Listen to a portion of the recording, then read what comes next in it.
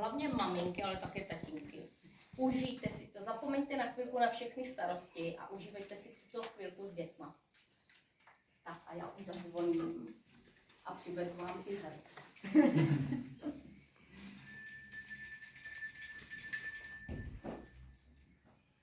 Uslyšení režiséra.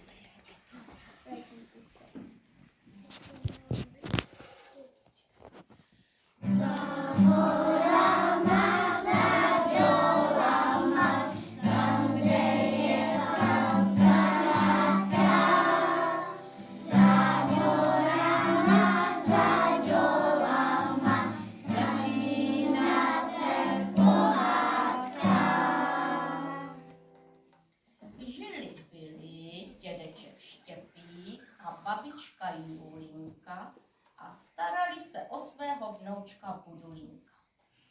Bydleli spolu v chaloupce u lesa, kde lišky dávají dobrou noc. Dobrou noc! Dědeček chystal dřevo na zimu, babička uklízela a starala se o domácí zvířátka. Kočičku, jo, koníka, dobře. Tak koníka Lukyho, pejska Kubíka, kočičku Elišku, slepičku Marušku a ještě o kohoutka Románka. Kikiliky. Budulínek si hrál, kreslil si a úplně nejraději si povídal o tajných věcech s kočičkou Eliškou. Když se babička a dědeček nedívali, Budulínek tajně vzal svíček a začal řezat na housle. Jednoho dne vzala babička vajíčko do slepičky a připravila si je do košíku. Slepičko má, ty jsi hodná.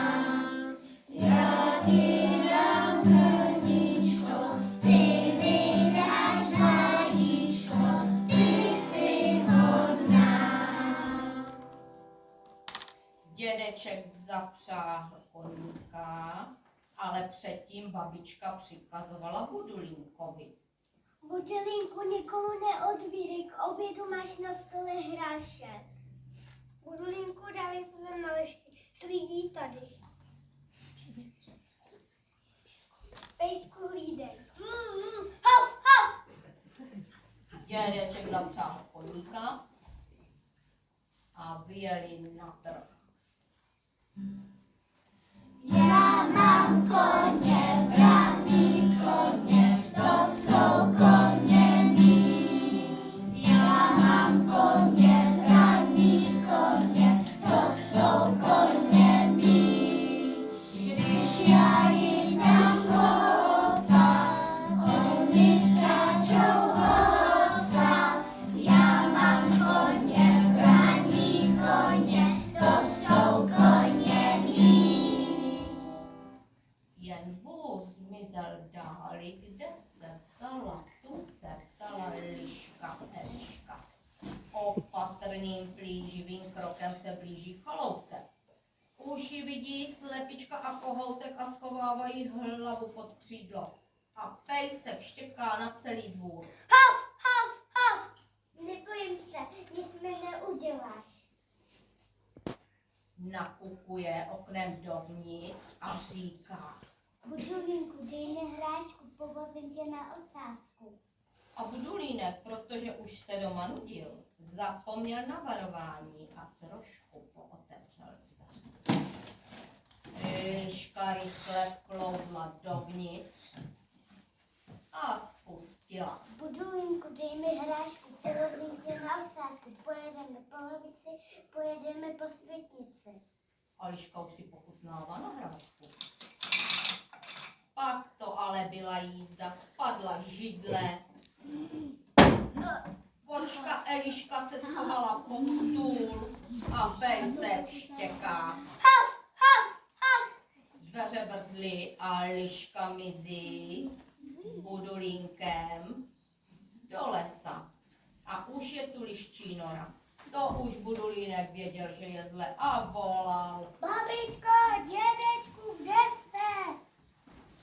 Když se babička s dědečkem vrátili domů, vystrašená kočička a pejsek se k ním tulili, jako by chtěli říct, co se stalo. Dědeček se díval na nepořádek. Na zemi leželo pár rezavých chloupků, tak už věděli, kdo jim odnesl Budulínka. Vzali bubínek a housličky a vyrazili do lesa.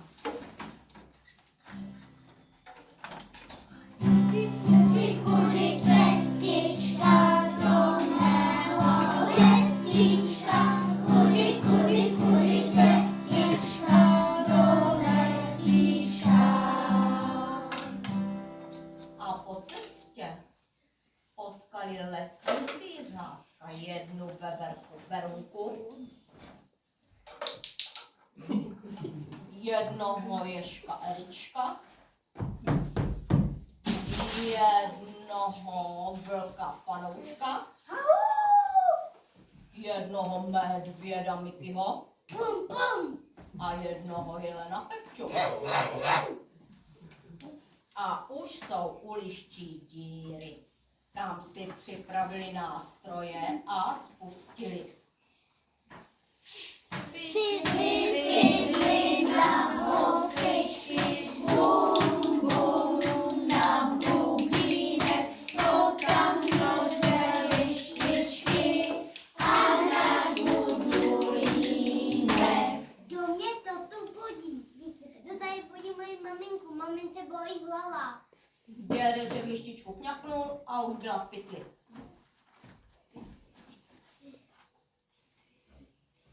A už začali zase hrát. Fidli na housličky, bum, bum, na bubínek, jsou tam nože lištičky a náš Budulínek. Kdo mě to tu budí? Kdo tady budí moji maminku, bolí hlava. A už jí dědeček zase kňapnul a je v pytli. A znovu spustili.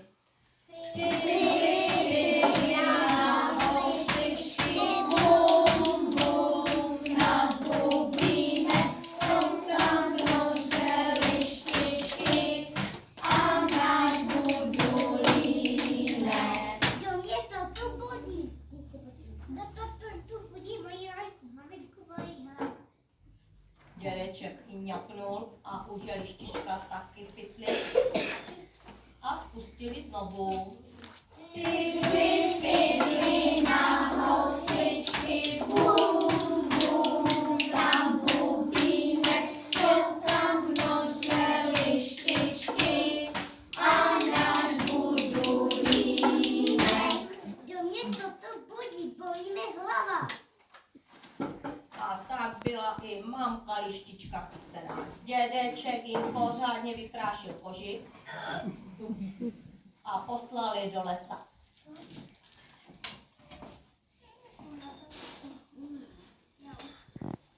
A hurá, to už může vylézt Budulínek. A říká, Babičko, dědečku, už se budu otevírat a už budu hodná. a že láska je na světě vždy zapotřebí pro všechny. Radovala se z jejich šťastného setkání všechna zvířátka.